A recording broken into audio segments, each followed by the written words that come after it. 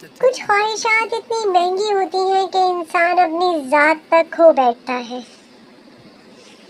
وہ نماز پڑھتی، قرآن بھی پڑھتی، کیا ہوا ایسا کہ اس کو سب کچھ گنوانا پڑا اور کچھ بھی اس کے کام نہ آیا؟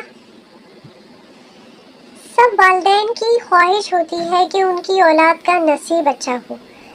ایسی کون سی غلطی کر جاتے ہیں کہ غلط نظروں میں آ جاتے ہیں؟ یہ کہانی میری دوست کی ہے جس کا نام مریم تھا۔ ہاں، مریم تھا ہی کہوں گی کیونکہ اب وہ نہیں ہے۔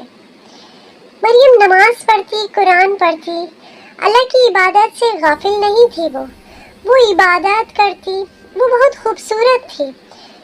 اپنے آپ کو بنا سنوار کر رکھنا شوق تھا اس کا۔ مریم جب بھی لباس پہنتی، تنگ لباس پہنتی۔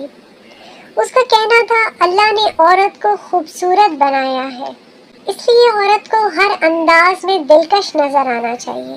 دیکھنے میں وہ بہت نازک تھی، حسین بھی بہت تھی۔ جب وہ گلی سے گزرتی بہت سی نظروں میں آتی۔ پتہ ہے نا آپ کو، ایک عورت کتنے مردوں کو اپنے ساتھ جہنم میں لے کے جائے گی۔ بس گھر میں وہ قرآن پڑھتی، نماز پڑھتی۔ اس کی ماں بہت خوش تھی ان ادا پر۔ میری بیٹی قرآن پڑھتی ہے، نماز پڑھتی ہے، لیکن وہ لوگ یہ بھول چکے تھے کہ خوبصورتی اگر حیا کے بنا ہو تو فتنہ بن جاتی ہے۔ ایک دن اسی کشمکش میں ایک عرب آدمی کا رشتہ آیا۔ عرب آدمی تو آپ سمجھ گئے ہوں گے، میں اس کو ڈیفائن نہیں کروں گی۔ وہ ظاہر ہے دیکھنے میں تو نمازی لگ رہا تھا اور اس کی نظر بہت پہلے مریم پر تھی۔ بظاہر تو سب کچھ ٹھیک لگ رہا تھا۔ اس کی ماں نے فوراً ہاں کر دی۔ میری بیٹی خوش رہے گی، عیش و آرام ملے گا۔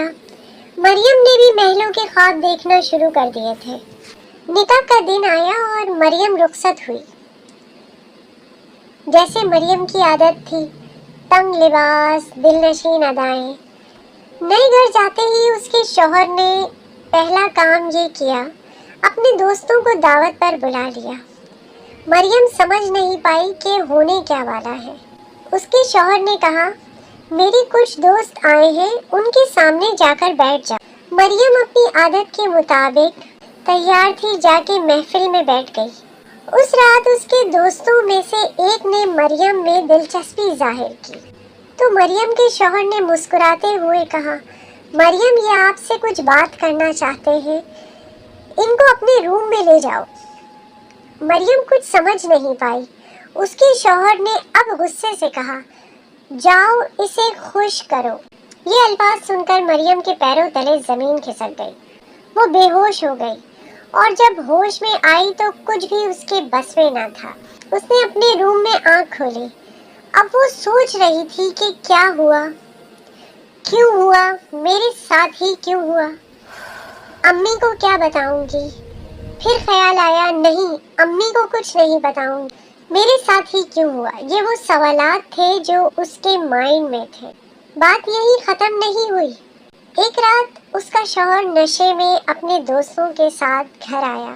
اس رات جب ظلم اپنی انتہا پر تھا، مریم یہ سب برداشت نہ کر پائی اور خالق حقیقی سے جا ملی۔